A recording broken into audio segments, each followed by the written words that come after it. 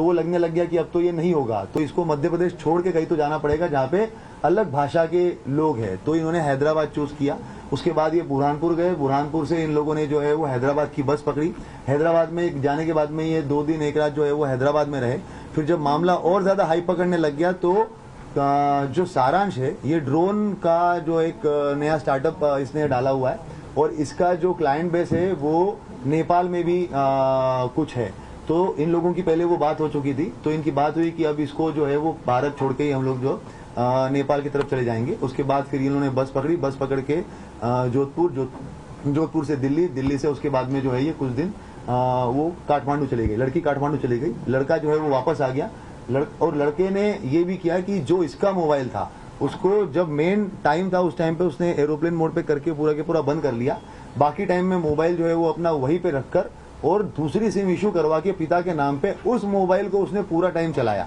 क्योंकि जब सारांश का नाम अगर आए तो मोबाइल जो है वो इंदौर में ही दिखे और उसके ऊपर कोई शक ना जाए। और पिता की अलग से, क्योंकि नई सिम थी, वो तो कुछ कहीं पे कुछ कनेक्शन था ही नहीं उस चीज का, तो वो सिम जो है वो उसने अपनी अलग से इस्तेमाल करी। काठमांडू छोड़ के ये वापस आ गया। उसके बाद में 3-4 दिन तक रहा। जब पुलिस ने इसको राउंड अप किया हम लोगों ने सारांश को, और उसके बाद में जब चीजें निकल के आई तो उसके थ्रू नया नंबर जो था उसका, उससे बात कर और उसको वहां से बॉर्डर तक बुलवाया गया और बॉर्डर पे लाखीमपुर खीरी पुलिस की मदद से हम लोगों ने जो है वो लड़की को बरामद किया। बरामद करके जो है वहां से दिल्ली, और दिल्ली से अभी सुबह फ्लाइट से यहाँ पे लेके आए हैं। अगर कोई अलग और कुछ सवाल पूछना चाहता है तो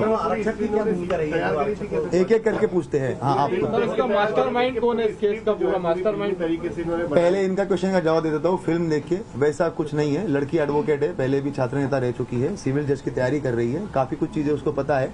जीआरपी का काम करने का तरीका, डीएफ का काम करने का तरीका, मिसिंग पर्सन का कितना इंपॉर्टेंस होता है, क्राइम का कितना इंपॉर्टेंस होता है, 363 का कितना इंपॉर्टेंस होता है, ये सारी चीजें उसको पता है।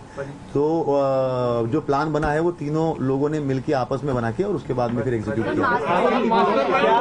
एक एक करके सर, क्या तेजिंदर को कोई पैसे वैसे दिए थे इन लोगों ने मदद करने के लिए? हाँ, ये तेजिंदर का सवाल पहले जो है मैं इसका जवाब दे देता हूँ। तेजिंदर जो है ये सारांश जब इंदौर में रहता था लगभग 2021-22 के बीच में, तो आमने सामने रहते थे। उस टाइम पे इन लोगों का कुछ पैसों का लेन देन हुआ था। तेजिंदर ने काफी लोगों से उधारियां लेके रखी थी, तो उसमें सारांश से लगभग 2 से 2.5 लाख रुपए लिए हुए थे।